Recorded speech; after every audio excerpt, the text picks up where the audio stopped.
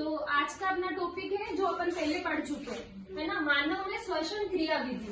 अब सबसे पहले बताओ कि श्वसन क्या होता है? सांस लेना। कैसे लेते हो? नासागुहा से अपन सांस लेते हैं, मतलब श्वसन करते हैं। नासागुहा से वो कहाँ जाती है? श्वास नलिका में। श्वास नलिका से कहाँ जाती है वायु?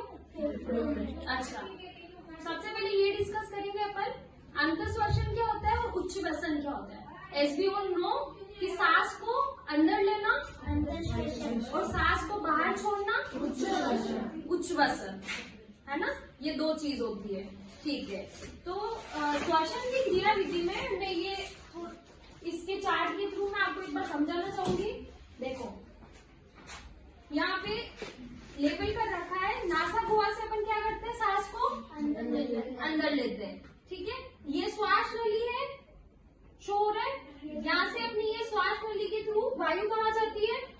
फेफड़ों में जाती है। ओके, फेफड़ों में जाती है। अब पसलियों के नीचे की तरफ क्या स्थित होता है? डायाफ्राम स्थित होता है। फेफड़े कहाँ स्थित होते हैं? अपनी वक्ष गुहा में। सबको पता है ये चीज? ओके, डायाफ्राम की स्थिति आपको पहले भी मैं बता चुकी हूँ कि जब अपन वायु अंदर लेते हैं तो बताओ डायाफ्राम बाहर की तरफ, नीचे की तरफ जाता है या ऊपर की तरफ? किया एक बार आप इधर।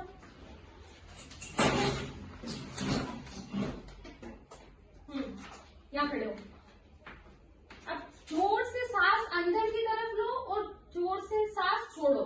सांस जब अंदर लेंगे तो आपके ये वाला जो हिस्सा है वो ऊपर की तरफ आ रहा है या अंदर की तरफ?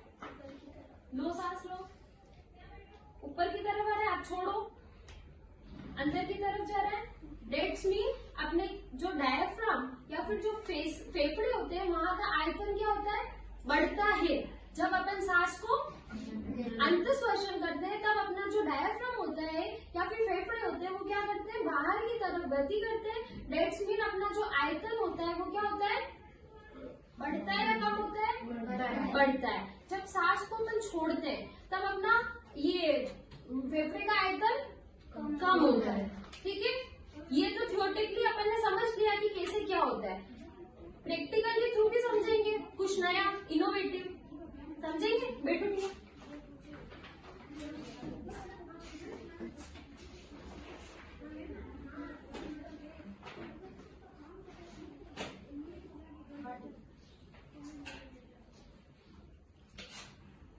अभी ये जो अंदर बलून देख रहे हो फूला हुआ है या नहीं फूला हुआ है? नहीं फूला हुआ है। ठीक है, अब देखो आपको जो ये वाली जो परत है उसको क्या मानना है? डायाफ्राम।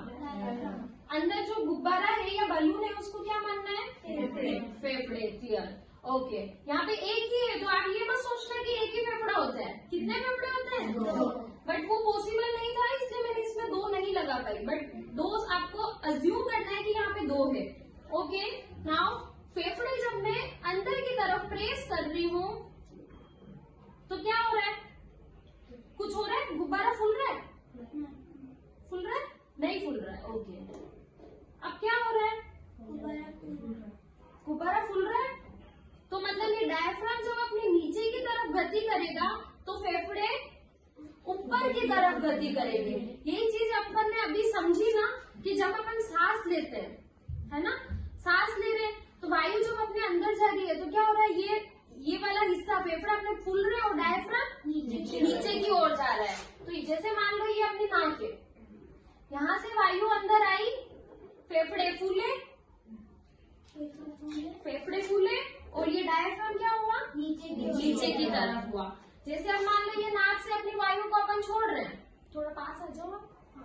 वायु को अपन छोड़ रहे हैं तो ये डायफ्राम ऊपर की तरफ गति कर रहा है और फेफड़े और ऊपर से हवा भी निकल रही है। आप थोड़ा पास में आ जाओ, एक बार जूम कर लिया। हाँ, यहाँ से वायु निकलती हुई भी दिखेगी इसमें, क्या मतलब आवाज आएगी। देखो ऊपर से वायु निकलेगी, है ना। तो ये एक्सपेरिमेंट के थ्रू मैं यही समझाना चाहती हूँ कि जो अपन पढ़ते हैं बुक में, है ना, कि डायफ्राम अंदर की तरफ गति करता है, बाहर की तरफ गति करता है, फेफड़े फूलते हैं, वो एक्सपेरिमेंट के थ्रू अपन कैसे समझे? ये अपन ने प्रैक्टिकली समझ लिया कि ऐसा ऐसा होता है बॉडी के अंदर। सबको समझ आया?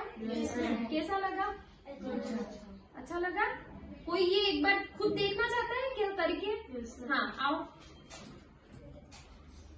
खुद पकड़ो और खुद करके देखो कि जब डायफ्राम नीचे की तरफ जा रहा है, करो नीचे पकड़ के उसको करो, तो ये बलून क्या कर रहा है? फूल रहा है, फूल रहा है।